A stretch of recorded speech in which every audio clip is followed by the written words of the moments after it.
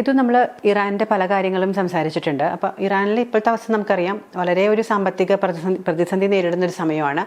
അതിൻ്റെ പ്രധാന കാരണം നമുക്ക് അറിയാവുന്ന പോലെ തന്നെ അമേരിക്ക കൊടുത്തിരിക്കുന്ന ഒരു കടുത്ത സമ്മർദ്ദം തന്നെയാണ്.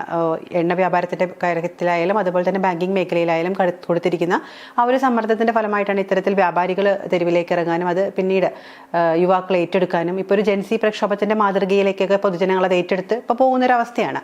അപ്പോൾ ഇനി നമുക്ക് അറിയേണ്ടത് ഇറാനിൽ നിലവിൽ ഇപ്പോൾ ഈ ഒരു അവസ്ഥയാണ്.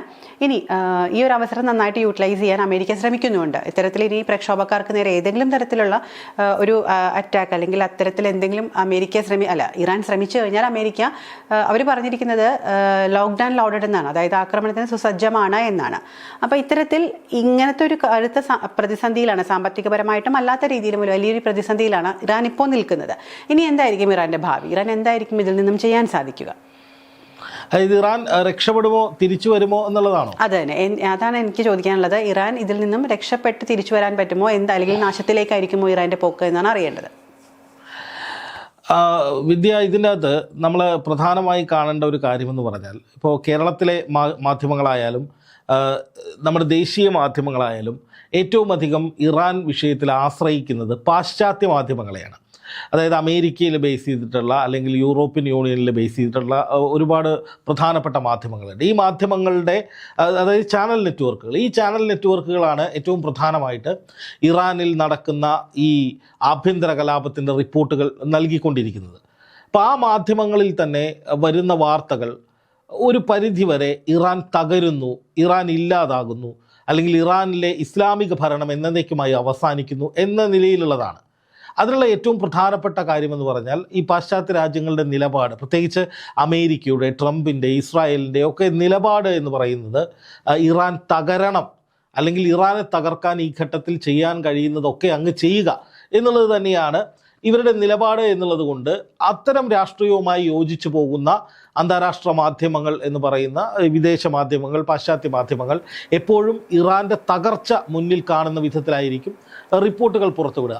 ഇറാനിൽ വലിയ തകർച്ച ഉണ്ടാകുന്നുണ്ട്. ഏതാണ്ട് 20 മുതൽ 30 വരെ നഗരങ്ങളിൽ, പ്രധാനപ്പെട്ട കേന്ദ്രങ്ങളിൽ വലിയ പ്രതിഷേധവും പ്രക്ഷോഭവും നടക്കുന്നുണ്ട്.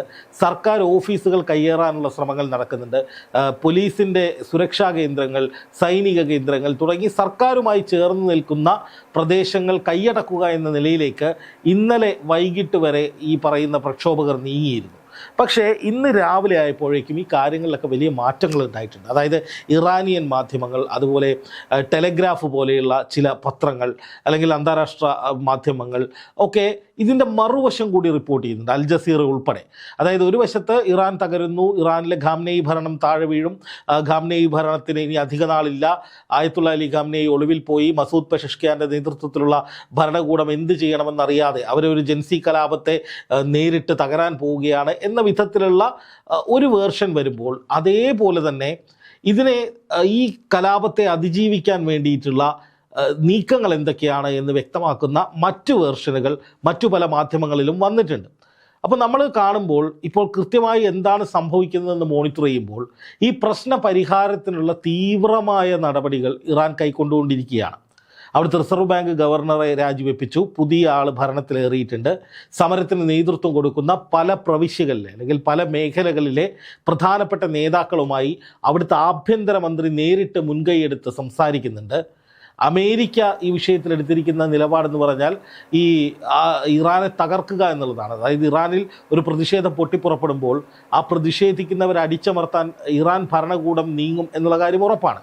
അപ്പോൾ അങ്ങനെ ഭരണകൂടം എതിരെ വന്നാൽ നിങ്ങൾ പ്രതിഷേധവും പ്രക്ഷോഭവും കലാപവും നിർത്തണ്ട, അവസാനിപ്പിക്കേണ്ട, അമേരിക്കയുടെ സൈന്യം നിങ്ങൾക്ക് സപ്പോർട്ടുമായിട്ട് വരും, നിങ്ങൾ അവരുടെ കൂടി സഹായത്തോടെ ആ ഭരണകൂടത്തെ അങ്ങ് തീർത്തേക്ക് എന്ന നിലയിലാണ് ട്രംപ് ഒരു പ്രസ്താവന നടത്തിയത്. അതൊരു സംശയം ഇവിടെ ഞാനൊന്ന് ചോദിച്ചോട്ടെ, ഇത്തരത്തിൽ ഒരു ഇറാന്റെ ഉള്ളിൽ നടക്കുന്ന ഒരു ആഭ്യന്തര കലാപമാണിത് അല്ലേ? ഇതിനെ എന്തിനാണ് മറ്റൊരു രാജ്യമായ അമേരിക്ക ഇതിലേക്ക് കടന്നു കയറാൻ ശ്രമിക്കുന്നത്? എന്തിനാണ് അതിന്റെ ആവശ്യം ഈ ഒരു സമയത്ത് അമേരിക്കയ്ക്കുണ്ടോ? അതിപ്പോ ഈ അമേരിക്കയുടെ നയമെന്ന് പറയുന്നത് ഈ ലോക പോലീസിംഗ് എന്ന് പറയുന്ന ഒരു പണി അമേരിക്കയ്ക്ക് ഉണ്ടല്ലോ. പണ്ട് നമ്മൾ കണ്ടിട്ടുണ്ട്. പണ്ട് ഇറാഖിലേക്ക്, അഫ്ഗാനിസ്ഥാനിലേക്ക് ഒക്കെ തീവ്രവാദം നടക്കുന്നു, അല്ലെങ്കിൽ തീവ്രവാദത്തെ, ആഗോള ഭീകരതയെ അടിച്ചമർത്താൻ വേണ്ടി ഞങ്ങൾ വരികയാണെന്ന് പറഞ്ഞിട്ട് അമേരിക്ക സൈനിക നടപടികൾ ഉണ്ടാക്കിയത് നമ്മൾ കണ്ടിട്ടുള്ളതാണ്. പല അറബ് രാജ്യങ്ങളിലും ഇപ്പോഴും അമേരിക്കയുടെ പ്രധാനപ്പെട്ട സൈനിക കേന്ദ്രങ്ങളുണ്ട്. ഈ മിഡിൽ ഈസ്റ്റിൽ അമേരിക്ക ലോക പോലീസ് ചമയുകയും ഇവിടുത്തെ അറബ് രാജ്യങ്ങളിൽ ഇടപെടലുകൾ നടത്തുകയും ചെയ്യുന്നത് ആദ്യമായിട്ടൊന്നുമല്ല. ഇതിനു മുമ്പും ഒരു രാജ്യത്തിൻ്റെയും സമ്മതമില്ലാതെ സദ്ദാം ഹുസൈനൊക്കെയുള്ള സമയത്ത് ആ കാലഘട്ടങ്ങളിലൊക്കെ നമ്മൾ കണ്ടിട്ടുള്ളതാണ്. അനുമതി, ആ രാജ്യത്തിൻ്റെ പരമാധികാരമൊന്നും അമേരിക്കയുടെ നീക്കങ്ങൾക്ക് വിഷയമേ അല്ല. പക്ഷേ ഇവിടെ ഇറാൻ്റെ കാര്യത്തിൽ അമേരിക്കയുടെ പ്രശ്നം എന്താണെന്ന് വെച്ചാൽ, ഈ പേടിപ്പിക്കലല്ലാതെ ആക്ഷനിലേക്ക് കടന്നാൽ അടി തിരിച്ചു കിട്ടുമെന്നുള്ള കാര്യത്തിൽ അമേരിക്കയ്ക്ക് വലിയ ഭയമുണ്ട്. കാരണം എന്താണെന്ന് വെച്ചാൽ, ഇപ്പോഴത്തെ ഇറാൻ്റെ കോണ്ടെക്സ്റ്റ് എന്ന് പറയുന്നത്, ആഭ്യന്തര കലാപം എന്ന് പറയുന്ന ആ സംഗതി മാറ്റിവെച്ചാൽ അതുവരെയുള്ള ഇറാൻ്റെ സാഹചര്യം എന്ന് പറയുന്നത്, ഇറാൻ അതിഭീകരമായ ആയുധങ്ങൾ, അതായത് ഇസ്രായേലിനെയും അമേരിക്കൻ സൈനിക കേന്ദ്രങ്ങളെയൊക്കെ ഭസ്മമാക്കാൻ കഴിയുന്ന ഹൈപ്പർസോണിക്, സൂപ്പർസോണിക്, ബാലിസ്റ്റിക് മിസൈലുകളുടെ ഒരു വലിയ ശേഖരം, ഒരു വർഷത്തിനിടയിൽ 2000-ലധികം അത്യാധുനിക ഉപകരണങ്ങൾ, ഈ മിസൈലുകളുടെ ശ്രേണി ഇറാൻ ഉണ്ടാക്കിയെന്നാണ് ഇസ്രായേലിൻ്റെ തന്നെ ഇൻ്റലിജൻസ് പറയുന്നത്. കാരണം നമുക്കറിയാം, കഴിഞ്ഞ ആഴ്ചയാണ്, ഒരാഴ്ച മുന്നെയാണ് നമ്മൾ ആ വാർത്ത ചർച്ച ചെയ്തത്. ലോകം മുഴുവൻ ആ വാർത്ത ആശങ്കയോടെ കേട്ടത്. എന്താണ്?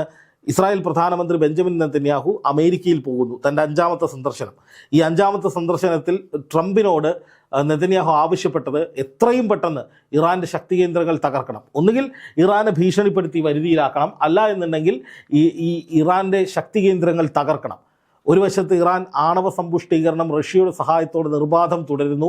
3 ഉപഗ്രഹങ്ങൾ റഷ്യയുടെ സഹായത്തോടെ ബഹിരാകാശത്തേക്ക് ഇറാൻ അയക്കുന്നു. ഒപ്പം ബാലിസ്റ്റിക് മിസൈലുകളുടെ വലിയ ശേഖരം, ആയിരക്കണക്കിന് അത്യാധുനിക, അതീവ നൂതനമായ ഈ പറയുന്ന മിസൈലുകളുടെ ശേഖരം ഇറാൻ ഉണ്ടാക്കുന്നു. അപ്പോൾ സ്വാഭാവികമായിട്ടും ഇറാൻ വളരെ സായുധമായിട്ട് വളരെ കരുത്താർജിച്ച് നിൽക്കുന്നു എന്ന് കണ്ടെത്തി അത് അമേരിക്കയോട് പറഞ്ഞ് അത് തകർക്കാൻ സഹായം തേടിയത് ഇസ്രായേലാണ്. അങ്ങനെ ഒരു യുദ്ധഭീതി പശ്ചിമേഷ്യയിൽ നിൽക്കുമ്പോൾ, അപ്പം അങ്ങനെ ഒരു നീക്കം നടക്കുന്നു എന്ന് വാർത്തകൾ വന്നപ്പോൾ തന്നെ ഇറാൻ തിരിച്ചടിച്ചു, ഞങ്ങൾ സജ്ജരാണ്, നിങ്ങൾക്ക് പോന്നോ, നമുക്ക് തല്ലി തീർക്കാം, അല്ലെങ്കിൽ നമുക്ക് കടന്നാക്രമിക്കാം എന്ന നിലയിലേക്ക് ഇറാൻ ശക്തമായ നിലപാടെടുക്കുന്നു. അപ്പോൾ അതേസമയം തന്നെ ടൈംസ് ഓഫ് ഇസ്രായേൽ എന്ന് പറയുന്ന ഇസ്രായേലി മാധ്യമം അന്നൊരു വാർത്ത പുറത്തുവിട്ടു. ഇപ്പോൾ യുദ്ധം നടത്തിയാൽ, അതായത് ഇസ്രായേലും ഇറാനും നേർക്കുനേർ ഏറ്റുമുട്ടിയാൽ ഇസ്രായേലിന് നാശനഷ്ടങ്ങൾ ഉണ്ടാകാനുള്ള സാധ്യതയേറെയാണ്. കാരണം ഇസ്രായേലിൻ്റെ പ്രതിരോധ കവചമായിട്ടുള്ള ആയുധങ്ങൾ വളരെയധികം വീക്കാണ്, അതായത് വളരെ കുറഞ്ഞുകൊണ്ടിരിക്കുകയാണ്, അതിൻ്റെ ശക്തി കുറഞ്ഞിരിക്കുന്ന സാഹചര്യമാണ്. ഇറാൻ്റെ കയ്യിലുള്ള മിസൈലുകൾ മുഴുവനായി ഇറാൻ വിക്ഷേപിക്കാൻ തയ്യാറായാൽ ഈ ഇസ്രായേലിൻ്റെ വ്യോമ പ്രതിരോധ ആയുധങ്ങൾ വളരെയധികം പരിമിതമാണ് അതിനെ പ്രതിരോധിക്കാൻ. അത് ഇസ്രായേലിന് വലിയ നാശനഷ്ടം ഉണ്ടാക്കുമെന്ന് ഇസ്രായേലിലെ തന്നെ വിദഗ്ധർ പറഞ്ഞതായിട്ട് ടൈംസ് ഓഫ് ഇസ്രായേൽ എന്ന് പറയുന്ന മാധ്യമമാണ് വാർത്ത പുറത്തുവിട്ടത്. അപ്പോൾ ഒരു യുദ്ധം നടന്നാൽ ഇറാന് നാശനഷ്ടങ്ങൾ ഉണ്ടാകുമെന്ന് ഇസ്രായേൽ കണക്കുകൂട്ടുന്നത് പോലെ തിരിച്ചടി ഉണ്ടായാൽ ഇസ്രായേലിനും നാശനഷ്ടം ഉണ്ടാകുമെന്ന കണക്കുകൂട്ടലുകൾ ഇസ്രായേലിലും വന്നു. അപ്പോൾ ഒരു യുദ്ധം ഉണ്ടായാൽ വലിയ നാശനഷ്ടം ഉണ്ടാകില്ലേ? അപ്പോൾ എങ്ങനെയാണ് ഇറാനെതിരെ ഒരു കടുത്ത നീക്കം അമേരിക്കയും ഇസ്രായേലും നടത്തുക എന്ന ചോദ്യം ലോകം ചോദിച്ചുകൊണ്ടിരിക്കുമ്പോഴാണ്, എന്തിൻ്റെ അടിസ്ഥാനത്തിലാണ് ഇസ്രായേലും അമേരിക്കയും ഇറാനെ ദുർബലപ്പെടുത്താൻ ഈ ഘട്ടത്തിൽ ഇറങ്ങിത്തിരിക്കുന്നത് എന്ന സംശയം ലോകത്തിനുണ്ടായിരിക്കുമ്പോഴാണ് പൊടുന്നനെ ഇറാനിൽ ആഭ്യന്തര കലാപം ഉണ്ടാകുന്നത്. അപ്പോൾ ഈ ആഭ്യന്തര കലാപം എന്ന് പറയുന്നത് അമേരിക്കയുടെയും ഇസ്രായേലിൻ്റെയും അവരുടെ ഈ ഇൻ്റലിജൻസ് നെറ്റ്വർക്കിൻ്റെയും മൊസാദ് പോലെയുള്ള സ്പൈ ഏജൻസികളുടെയും ഒക്കെ ഒരു ബൈ പ്രോഡക്റ്റ് ആയിരുന്നു. അവർ നിരന്തരമായി ഇറാനിൽ അസ്വസ്ഥതകൾ സൃഷ്ടിക്കാനായി ചാരന്മാരെ നിയോഗിച്ച് അത്തരത്തിലൊരു അട്ടിമറിയിലേക്ക് കാര്യങ്ങളെ കൊണ്ടുപോയതായിരുന്നു എന്നാണ് ഇറാൻ പറയുന്ന ഏറ്റവും പ്രധാനപ്പെട്ട കാര്യം. അതുകൊണ്ട് തന്നെ ഇതിനെ അതിജീവിക്കുക എന്നുള്ളത്, ഇപ്പോഴത്തെ പ്രശ്നം പരിഹരിക്കുക എന്നുള്ളത് ഇറാൻ്റെ അതിജീവനത്തിൻ്റെ പ്രശ്നമാണ്, നിലനിൽപ്പിൻ്റെ പ്രശ്നമാണ്. അതുകൊണ്ട് തങ്ങളാൽ കഴിയുന്ന വിധത്തിൽ ഏതറ്റം വരെ പോയാലും ആ അറ്റം വരെ പോയിക്കൊണ്ട് ഈ പ്രക്ഷോഭത്തെ ഇല്ലാതാക്കാൻ ഇറാൻ ശ്രമിക്കും. ആ നിലയിലാണ് ഇപ്പോൾ കാര്യങ്ങൾ പോകുന്നത് എന്നാണ് എനിക്ക് പ്രാഥമികമായി തോന്നുന്നത്. ഇത് ഇത്തരത്തിൽ ഒരു പ്രക്ഷോഭം അല്ലെങ്കിൽ ഇതിനെ ഇപ്പോൾ ഈ നമ്മൾ നേരത്തെ പറഞ്ഞ പോലെ തന്നെ മസൂദ് പെഷേഷ്കർ പറഞ്ഞിട്ടുണ്ട്, എന്ത് സംഭവിച്ചാലും അവിടുത്തെ ജനങ്ങളുടെ സമാധാനപരമായ ജീവിതത്തിന് എന്താണോ വേണ്ടത് അതിനുവേണ്ട മുൻകരുതലുകൾ അവരെടുക്കുമെന്ന് പറഞ്ഞിട്ടുണ്ട്. ഈ കഴിഞ്ഞ ദിവസമാണ് അത് പറഞ്ഞത്. അപ്പോൾ അത്രയും ഒരു ഭരണാധികാരി അതിന് വേണ്ട കാര്യങ്ങൾ ചെയ്യും, അതിന് വേണ്ട രീതിയിൽ ആഭ്യന്തരമന്ത്രിയെ നിയോഗിച്ചിട്ടുണ്ട് എന്നൊക്കെ പറഞ്ഞ സ്ഥിതിക്ക് അവിടുത്തെ കാര്യങ്ങൾ അവർക്ക് പരിഹരിക്കാൻ സാധിക്കുമല്ലോ. അപ്പോൾ അമേരിക്ക വീണ്ടും ഇത്തരത്തിൽ കടന്നു കയറിയ ഒരു ആക്രമണം, അല്ലെങ്കിൽ അമേരിക്ക ഇപ്പോൾ വരുത്തി തീർക്കാൻ ശ്രമിക്കുന്നത് ഈ ഒരു സൈനികപരമായിട്ടുണ്ടാക്കിയെടുത്തിരിക്കുന്ന ഒരു വലിയ നഷ്ടം, അല്ലെങ്കിൽ ഒരു 12 ദിവസത്തെ അന്ന് ഉണ്ടായ ഒരു ആക്രമണം ഇറാനെ വല്ലാത്ത രീതിയിൽ ബാധിച്ചിട്ടുണ്ട്. അതിൻ്റെ ഫലമായിട്ട് ഇറാൻ ഒരുപാട് ആയുധങ്ങൾ വാങ്ങിക്കൂട്ടാൻ ശ്രമിക്കുകയും അങ്ങനെ ഒരു സാമ്പത്തിക പ്രശ്നങ്ങളിലേക്ക് നയിച്ചു എന്നൊക്കെയാണോ അമേരിക്ക വരുത്തി തീർക്കാൻ ശ്രമിക്കുന്നത് ഇപ്പോൾ? അല്ല, ഇതിനകത്ത് ഏറ്റവും പ്രധാനപ്പെട്ട കാര്യം അമേരിക്കയുടെ വെറും ഈ പറയുന്ന തള്ളു മാത്രമാണ് നടന്നിരിക്കുന്നതെന്നാണ് വൈറ്റ് ഹൗസ് പറയുന്നത്. ഇന്ന് രാവിലെ ദ ടെലഗ്രാഫ് എന്ന് പറയുന്ന UK മാധ്യമത്തിൽ അമേരിക്കയുടെ വൈറ്റ് ഹൗസിനെ ഉദ്ധരിച്ചുകൊണ്ടൊരു വാർത്ത വന്നിട്ടുണ്ട്. വാർത്തയ്ക്കുള്ളിൽ വന്ന ഒരു കോട്ടാണ്. അതിൽ കൃത്യമായി ടെലഗ്രാഫിൽ പറയുന്നത് എന്താണെന്ന് വെച്ച് കഴിഞ്ഞാൽ, ഈ അമേരിക്കയുടെ ഭാഗത്ത് നിന്ന് ട്രംപിൻ്റെ ഇറാൻ ആക്രമണവുമായി ബന്ധപ്പെട്ട പ്രസ്താവനയോട് ചേർന്ന് നിൽക്കുന്ന പ്രതികരണങ്ങളൊന്നും ഉണ്ടായിട്ടില്ല. അതായത് ട്രംപ് ട്രൂത്ത് സോഷ്യലിൽ ഞങ്ങൾ ഇറാനിലേക്ക് കയറി അടിക്കുമെന്ന് വീമ്പ് പറഞ്ഞിട്ടുണ്ട്. പക്ഷേ അതുമായി ബന്ധപ്പെട്ട് എന്തെങ്കിലും ഒരു പേപ്പർ അമേരിക്കയുടെ വൈറ്റ് ഹൗസിൽ മൂവ് ചെയ്തിട്ടില്ല. സൈനികരോട് തയ്യാറായി നിൽക്കാനോ അല്ലെങ്കിൽ ഒരു യുദ്ധത്തിലേക്ക് പോവുകയാണെന്നോ അല്ലെങ്കിൽ ഏതെങ്കിലും തരത്തിൽ ഇറാനെ ആക്രമിക്കാനുള്ള ഒരു തയ്യാറെടുപ്പ് വേണമെന്നോ ഒന്നും, അതായത് സ്ഥിരം ശൈലി, അതായത് ഒരു പേടിപ്പിക്കുക അല്ലെങ്കിൽ തള്ളുക എന്നതിനപ്പുറത്തേക്ക് വേറൊന്നും, അതിനപ്പുറം ആ വിഷയം അങ്ങ് വിടുക എന്ന നിലയിലേക്ക് കാര്യങ്ങൾ മാറി. അതായത് ഞാനിവിടെ ഉണ്ടോ എന്ന് ചോദിച്ചാൽ ഞാനിവിടെ ഉണ്ട്, ഇടപെടുന്നുണ്ടോ എന്ന് ചോദിച്ചാൽ ഞാൻ ഇടപെടും എന്ന് പറയുക, മാറി നിൽക്കുക. അതായത് ട്രംപിന് തന്നെ വ്യക്തമായിട്ട് അറിയാം ഈ ഒരു പ്രശ്നം അവരെങ്ങനെയായാലും പരിഹരിക്കുമെന്നുള്ളതും അവർ മുൻപോട്ട് തന്നെ പോകുമെന്നും ട്രംപിന് അറിയാം. അപ്പൊ ഞാൻ ഇത്രയും ഒക്കെ പറഞ്ഞത് അത് ഇറാന്റെ ശക്തി എന്താണെന്ന് ട്രംപിന് നന്നായിട്ട് അറിയാം. ഒരു ആണവശക്തി ആയിട്ടുണ്ടോ, ആണവായുധമുണ്ടോ എന്ന കാര്യത്തിൽ ലോകം മുഴുവൻ ആശങ്ക നിലനിൽക്കുകയാണ്. അങ്ങനെ ഒരു ഉറപ്പില്ലാത്ത ഘട്ടത്തിൽ ഏതെങ്കിലും തരത്തിൽ ഇറാന് നേരെ ഒരു ആക്രമണം അമേരിക്ക അഴിച്ചുവിടുകയും ഇറാൻ ആണവായുധം പ്രയോഗിക്കുകയും ചെയ്താൽ എന്തായിരിക്കും അവസ്ഥ? പോട്ടെ, ആണവായുധം ഇല്ലെങ്കിൽ ഈ അത്യാധുനിക ബാലിസ്റ്റിക് മിസൈലുകൾക്ക് നല്ല പ്രഹരശേഷിയുണ്ട്, നല്ല ദൂരത്തിൽ സഞ്ചരിക്കാൻ കഴിയും. അപ്പോൾ സ്വാഭാവികമായിട്ടും അമേരിക്ക ഇറാനിലേക്ക് ഒരു ആക്രമണം നടത്തുകയോ ഇറാനിലെ പ്രക്ഷോഭകാരികളെ പിന്തുണയ്ക്കുകയോ ചെയ്താൽ ഇറാൻ നേരത്തെ തയ്യാറാക്കി വെച്ചിരിക്കുന്ന ഈ ബാലിസ്റ്റിക് മിസൈലുകൾ പശ്ചിമേഷ്യയിലെ അമേരിക്കയുടെ സൈനിക കേന്ദ്രങ്ങളിലേക്ക് വിക്ഷേപിച്ചിട്ടുണ്ടെങ്കിൽ കോടാനുകോടികളുടെ നഷ്ടമായിരിക്കും അമേരിക്കയ്ക്ക് ഉണ്ടാവുക. ലോകത്തിന് മുന്നിൽ നാണം കെട്ടുപോകുന്ന സാഹചര്യവും ഉണ്ടാവും. അപ്പോൾ അതുകൊണ്ട് അത്തരം തീക്കളിക്കൊന്നും ഒരിക്കലും അമേരിക്ക നിൽക്കില്ല. ഈ പറച്ചിലിനപ്പുറം ഒന്നും പ്രവർത്തിക്കാനുള്ള സാധ്യതയുമില്ല. ഇത് ശരിക്കും പറഞ്ഞാൽ അമേരിക്കയുടെ ആ വാക്കുകൾ, ട്രംപിൻ്റെ ആ വാക്കുകൾ എന്ന് പറഞ്ഞാൽ ഈ ഇറാനിലെ കത്തിക്കൊണ്ടിരിക്കുന്ന തീയിലേക്ക് ഇന്ധനം കോരി ഒഴിക്കുന്ന പരിപാടിയാണ്. അതായത് പ്രക്ഷോഭകാരികളെ, നിങ്ങൾ പ്രക്ഷോഭം നടത്തിക്കോളൂ, നിങ്ങൾക്ക് എല്ലാവിധ പിന്തുണയും ഞങ്ങൾ തരാം, ആ രാജ്യത്തിൻ്റെ ഭരണം അട്ടിമറിച്ചാൽ നിങ്ങളുടെ കൂടെ ഞങ്ങളുണ്ട്. അതായത് അവിടുത്തെ ഭരണം പ്രക്ഷോഭകാരികൾ അട്ടിമറിച്ചാൽ അതിനുശേഷം പരിപൂർണമായ അമേരിക്കൻ പിന്തുണയോട് കൂടിയിട്ടുള്ള ഒരു ഭരണം അവിടെ വരുമെന്നാണ് ട്രംപ് പറയാതെ പ്രക്ഷോഭകാരികളോട് പറയുന്നത്, പരോക്ഷമായി പറയുന്നത്. അതായത് അയത്തുള്ള അലി ഖമേനി എന്ന് പറയുന്ന വലിയ ഒരു നേതാവിനെ തകർക്കാൻ നിങ്ങൾ കൂട്ടു നിൽക്കണം എന്ന് പറയാതെ പറയുന്നതിന് തുല്യം.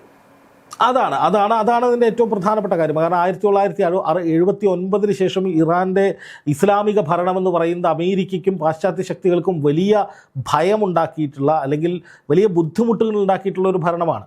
ആക്സിസ് ഓഫ് ഈവിൾ എന്ന് പറയുന്ന എന്ന് അമേരിക്കയും ഇസ്രായേലും വിശേഷിപ്പിക്കുന്ന പശ്ചിമേഷ്യയിലെ പാശ്ചാത്യ വിരുദ്ധ ശക്തി, പ്രബലരായിട്ടുള്ള ഗ്രൂപ്പുകൾ, ഹമാസും ഹിസ്ബുള്ളയും ഹൂത്തികളും ഒക്കെ അടങ്ങുന്ന ഒരു വലിയ നെറ്റ്വർക്ക് ഇറാൻ്റെ കീഴിലാണ്. ഇവർ റഷ്യയുമായി കണക്റ്റഡ് ആണ്, ഇപ്പോൾ ചൈനയുമായിട്ട് കണക്റ്റഡ് ആണ്. അപ്പോൾ പശ്ചിമേഷ്യയിൽ പാശ്ചാത്യ ശക്തികളെ വെല്ലുവിളിക്കുന്ന എന്തുതരം ഓപ്പറേഷൻസിനും തയ്യാറായിട്ടുള്ള ആണവ ശക്തികളുടെ പോലും പിന്തുണയുള്ള, ഉത്തര കൊറിയയുടെ അടക്കം പിന്തുണ ഇവർക്കുണ്ട്. അപ്പോൾ അത്രയും വലിയൊരു നെറ്റ്വർക്ക് ഇവിടെ സ്ട്രോങ് ആയി നിൽക്കുമ്പോൾ അതെല്ലാ കാലത്തും തലവേദന ഉണ്ടാക്കും പാശ്ചാത്യ ശക്തികൾക്ക്, അമേരിക്കയ്ക്ക് പ്രത്യേകിച്ചു. അപ്പോൾ സ്വാഭാവികമായിട്ടും അതിനെ തകർക്കുക, അതിനെ ഇല്ലാതാക്കാൻ വേണ്ടിയിട്ട് എവിടെ അവസരം കിട്ടുന്നോ അവിടെ പ്രയോഗിക്കുക എന്നുള്ളത് അമേരിക്കയുടെ അജണ്ടയാണ്. അപ്പോൾ ആ അജണ്ടയുടെ ഭാഗമായിട്ട് തന്നെയാണ് അമേരിക്ക പ്രക്ഷോഭകാരികൾക്ക് ഇന്ധനം ഒഴിച്ചു കൊടുക്കുന്ന, ആ തീയിലേക്ക് ഇന്ധനം ഒഴിച്ചു കൊടുക്കുന്ന വിധത്തിൽ പ്രതികരിച്ചത്. പക്ഷേ ഈ അപകടം തിരിച്ചറിഞ്ഞുകൊണ്ട് ഇറാൻ നേരത്തെ തന്നെ ആ പ്രക്ഷോഭകാരികളെ ഫിനിഷ് ചെയ്തു എന്നുള്ളതാണ് ഏറ്റവും പ്രധാനപ്പെട്ട കാര്യം. അതായത് ഓരോ മേഖലകളിലും ഈ കലാപത്തിന് പ്രോത്സാഹനം നൽകുന്ന, പ്രക്ഷോഭത്തിന് പ്രോത്സാഹനം നൽകുന്ന